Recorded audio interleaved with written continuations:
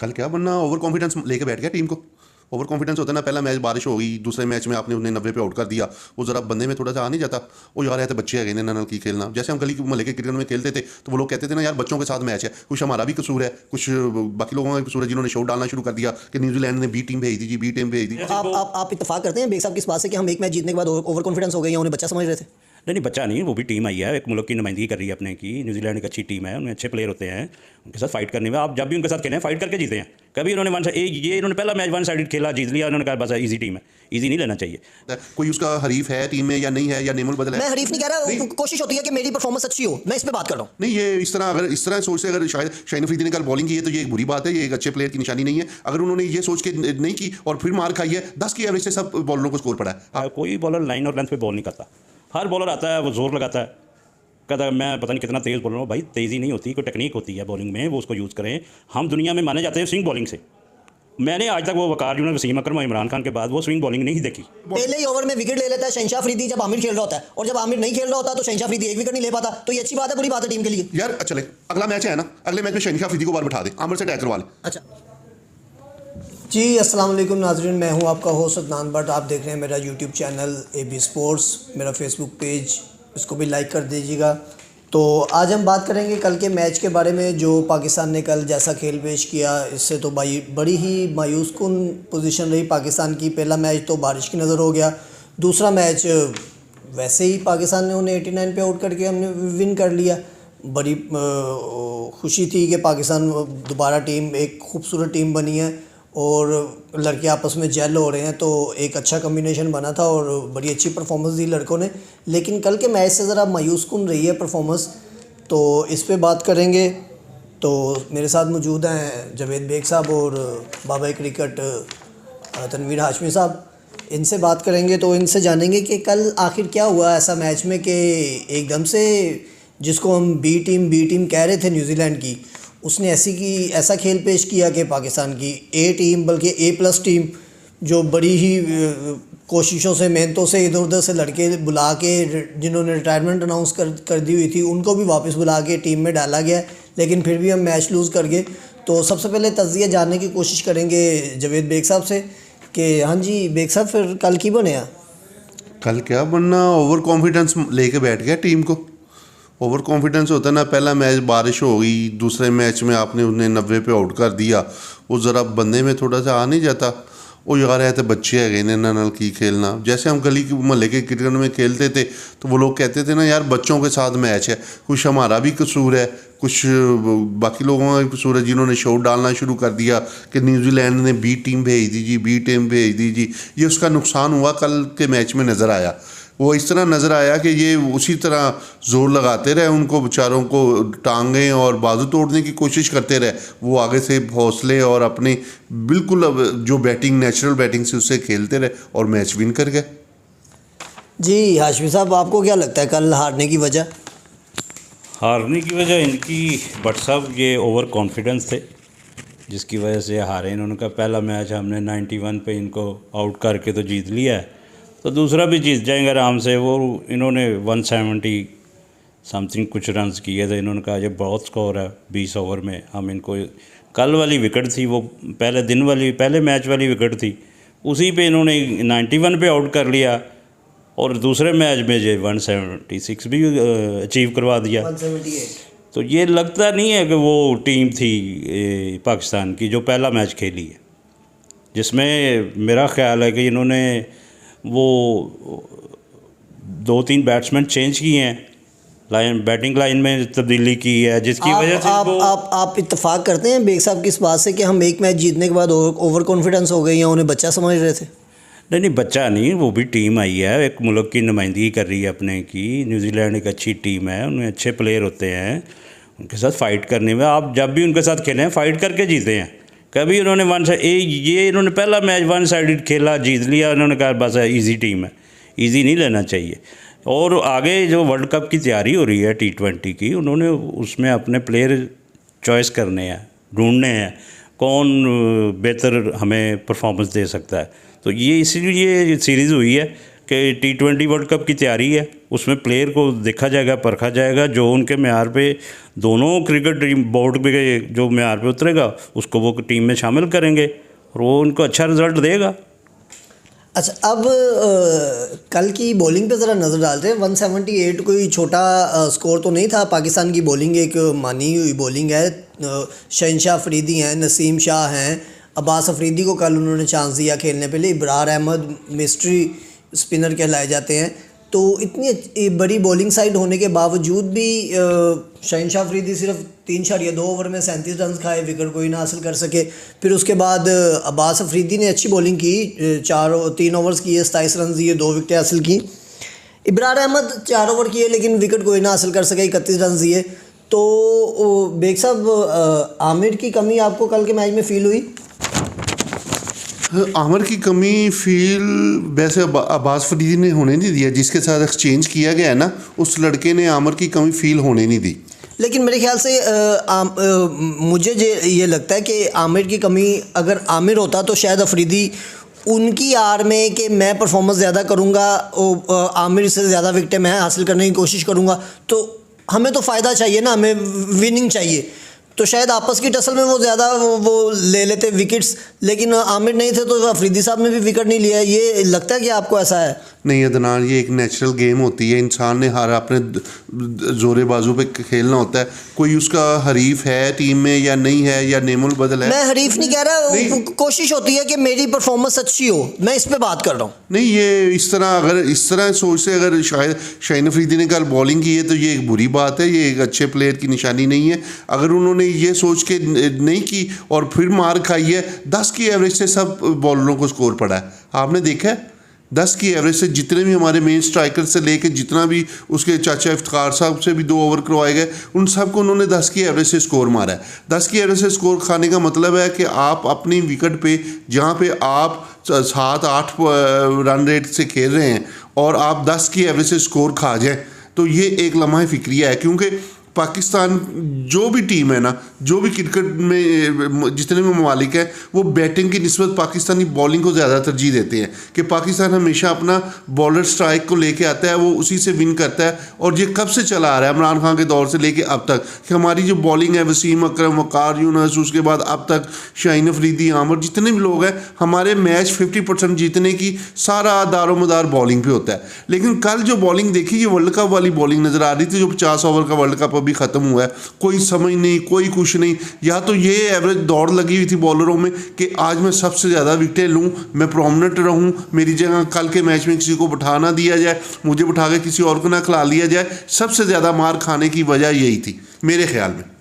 मुझे कुछ लगता है कि हमारी फील्डिंग कल बड़ी गलत रही। 3 कैच छोड़े किए उसके चैम्पियन के, जिसने मैच विन कराया, 42 बॉलों पे 87 रन बनाए हैं। तो 3 कैच छोड़ देना किसी प्लेयर के, क्या लगता है हाशमी साहब, फिर वो मारेगा तो सही? फिर तो वो 150 करेगा। 20 ओवर का तो आगे ही मैच है। अगर आप एक प्लेयर को 3 चांस दे रहे हैं तो वो थोड़ा बहुत भी खेलेगा तो 20-25 रन तो बना ही देगा 2-3 ओवर में। तो अगर 20-25 की एवरेज से वो रन बना देता है तो वो तो अपने स्कोर को लेके आगे चला जाएगा, आपको मुश्किल में डालेगा। मेरा ख्याल ये है कि इन्होंने कल जो बॉलिंग की है वो ओवर कॉन्फिडेंट बॉलिंग की है। मैंने बॉलर्स को देखा है, कोई बॉलर लाइन और लेंथ पे बॉल नहीं करता। हर बॉलर आता है, वो ज़ोर लगाता है, कहता है मैं पता नहीं कितना तेज़ बॉलर हूँ। भाई तेज़ी नहीं होती, कोई टेक्निक होती है बॉलिंग में, वो उसको यूज़ करें। हम दुनिया में माने जाते हैं स्विंग बॉलिंग से। मैंने आज तक वो वकार यूनुस, वसीम अकरम और इमरान खान के बाद वो स्विंग बॉलिंग नहीं देखी। जितने भी वर्ल्ड कप हुए हैं, मैचेस हुए हैं, ये पीछे आपका जो 50 वर्ल्ड कप था, उसमें भी हमारे बॉलर्स ने वो लाइन और लेंथ पे बॉलिंग ही नहीं की। ज़ोर लगाया, बेतुक्का ज़ोर लगाते थे। वो बॉल ज़्यादा बाउंस होती है, ज़्यादा बाउंस होगी, बैट्समैन को खेलने की आसानी होगी, वो बॉल को जिधर मर्जी मूव कर सकता है। जब आप लाइन बॉल करेंगे, वही सवाल आपसे भी, क्या कल आमिर की कमी फील हुई है बॉलिंग में? जी बिल्कुल हुई है, आमिर की कमी बिल्कुल हुई है। ये एक एक्सपीरियंस बॉलर है, उसने 10 साल हो गए उसे खेलते, 12 साल हो गए हैं उसको एक्सपीरियंस किया, उसने बहुत सारी लीग उसने खेली हैं। ठीक, अभी वो उसकी उम्र है खेलने की, अभी 5 साल 6 बेग साहब के मुताबिक वो अपनी क्रिकेट खेल चुका है, ख़त्म हो चुकी है उसकी क्रिकेट। तो बेग साहब का अपना अंदाज़ा अपने उनका है ये, लेकिन मैं समझता हूँ अब्बास फरीदी ने नहीं उसकी पूरी होने दी ना, वो कमी महसूस नहीं होने दी। अगला मैच भी ना खिलाएं फिर उसे, ना खिलाएं। आपने वर्ल्ड कप में नहीं आपके लेके कहने जाना। से नहीं खिलाना उन्होंने भाई यार अगर वर्ल्ड कप में रिजल्ट फिर ऐसा ही आएगा। रिजल्ट कैसा आएगा? ये तो आपकी जो सीनियर टीम जिनके आप दारोमदार। मैं इनसे कमेंट्स ले लूं फिर आपके पास आता साहब हूं। मैं आपको बताता हूँ कि जिनके जो आपके मेन स्ट्राइकर बॉलर है ना, आपने उनके ऊपर प्रेशर बिल्ड कर दिया है, उस प्रेशर को हटा दें। कौन सा प्रेशर बिल्ड कर दिया? जो आपने आमिर को अमार यानी कि आमिर खेल रहा होगा तो उनसे बॉलिंग अच्छी नहीं होगी यार, वो इसी जोर में अपना वो उस पे काबू नहीं पा रहे नफ्स पे। पहले ही ओवर में विकेट ले लेता है शहनशाह अफरीदी जब आमिर खेल रहा होता है, और जब आमिर नहीं खेल रहा होता तो शहनशाह अफरीदी एक विकेट नहीं ले पाता। तो ये अच्छी बात है बुरी बात है टीम के लिए? यार चले, अगला मैच है ना, अगले मैच में शहनशाह अफरीदी को बाहर बैठा दे, आमिर से अटैक करवा ले। अच्छा, तो फिर मैं देखते हैं बॉलिंग। ये चीज़ नहीं है मेरी जान। जब आप प्रेशर बिल्ड कर देते हैं ना, ड्रेसिंग रूम में क्या चीज़ें चलती होगी जब आप देखते हैं। और भाई ये प्रेशर बिल्ड होना चाहिए, अपनी परफॉर्मेंस देनी चाहिए ताकि उसे पता हो कि मैंने परफॉर्मेंस ना दी तो अगला प्लेयर आ जाएगा, मेरी बारी खत्म हो जाएगी, मेरे पीछे लाइन लगी हुई है। प्रेशर बिल्ड करने वाले वो और प्लेयर होते हैं, वो गोरे होते हैं। ये जो पाकिस्तान, ओ भाई आप किसी बात में भी टिकते नहीं है, मुझे तो आपकी समझ नहीं आती। अब इनको गोरा कर दें पाकिस्तानियों को। यार इनकी नेचर नहीं उस तरह हो सकती ना, वो प्लेयरों वाली नेचर नहीं हो सकती। अब मैं कहता हूँ शाहीन अफरीदी को बिठाएं कल वाले मैच में, जो अगला मैच आ रहा है चौथा, उसमें शाहीन अफरीदी को बिठाएं, आमिर को लाएं, अटैक करवाएं, साथ अच्छा कॉम्बिनेशन। तो अगर वो आमिर विकेट ले गया तो शाहीन अफरीदी को सोचना पड़ेगा ना। मैंने पहले भाईजान यही तो बात मैं भी यही आपको समझाना चाह रहा हूँ कि अगर शाहीन अफरीदी और आमिर दोनों खेलेंगे और दोनों की ये दौड़ लगी होगी कि मैं इससे ज़्यादा विकेट टेकर बनूं, मैं इससे ज़्यादा अच्छे बॉल करूं, तो ये पाकिस्तानी टीम के लिए फ़ायदा है ना। हमें उनमें क्या लगे, हमें तो विनिंग चाहिए। सुने ना, ये बॉलर के ऊपर होता है, जो दोनों फर्स्ट अटैक बॉलर होते हैं ना फास्ट, एक होता है अटैकिंग करने के लिए, ठीक हो गया, एक होता है विकेट टेकर बॉलर। इन दोनों को जो पहला स्पेल चलता है उसमें ये दोनों चीज़ें अपनी सामने रख के खेलना चाहिए। एक बॉलर को आप कहें, कप्तान की ये जिम्मेदारी उसे कहे कि यार तुमने अटैक करना है, ठीक है, मैं आपको फील्डर भी देता हूँ, आपने अटैक करना है, कहीं ना कहीं एज लगेगा, कोई गलत शॉट खेलेगा, आउट हो जाएगा, जल्दी विकेट मिल जाएगी। दूसरा जो बॉलर होता है उसे चाहिए कि वो अपनी लाइन और लेंथ पे कंट्रोल करे, वो ऐसी बॉलिंग कराए कि सामने वाला प्लेयर खेलते हुए डरे, वो सोचे कि यार अगर ये मैंने ज़रा भी गलती की तो मैं तो क्या। आप प्लेयर को डराने की बात कर रहे हैं, ये आपस में डरे हुए हैं, पहले इनका ये डर खत्म करें ना। मैं ये समझता हूँ कि अगर ये अपनी स्पिन बॉलिंग में 2 चेंजिंग कर दें, एक तो शादाब खान को बाहर बैठा दें, सुनो तो सही यार, वो एक मैच में इतने 40 मैचों में एक मैच में खेल के कर दिया, वो आगे अपनी वो बना रहा है, बेस बना रहा है कि ताकि मैं आगे वर्ल्ड कप में खेल सकूं। ये नहीं होता। असल में प्लेयर वो होता है जो बड़े मैच में काम आए, जो बड़े मैच में जाके अपनी परफॉर्मेंस दे, ये प्लेयर होता है। और ये 2020 तो वैसे ही इतना फास्ट है कि अगर आप एक ओवर भी मिस कर देते हैं ना, एक ओवर में आपको 15 से 20 रन पड़ जाते हैं ना, तो आपकी सारी वो वैल्यू ख़त्म हो जाती है बॉलर की। इसलिए जो अच्छे बॉलर हैं, अब ये अबरार लड़का है, इसको तैयार करें। अभी ये तैयार नहीं हुआ T20 के लिए, ये टेस्ट मैच का बॉलर है और आप उसको T20 खिला रहे हैं। बहरहाल मेरी एक लॉजिक है अपनी, मुझे इस तरह की एग्जांपल देनी चाहिए या नहीं देनी चाहिए, मुझे आप इसमें मुझे तशरीह कर दीजिएगा। ज़्यादा पैसा आदमी को ख़राब कर देता है, ज़्यादा खाना पड़ा हुआ ख़राब हो जाता है।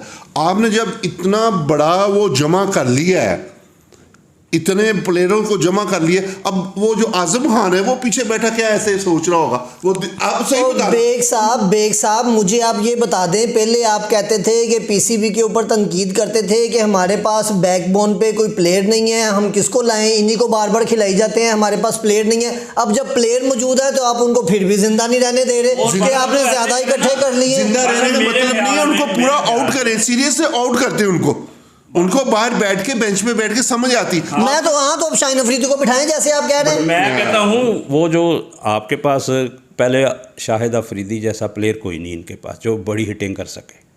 T20 में आपको बड़ी हिटिंग वाला प्लेयर चाहिए, और वो चाचा इफ्तिखार है, उसको ऊपर खिलाएं, उसको आप 7वें नंबर पे खिला रहे हैं, 2 ओवर रह जाए 3 ओवर रह, वो जाके क्या हिटिंग करे?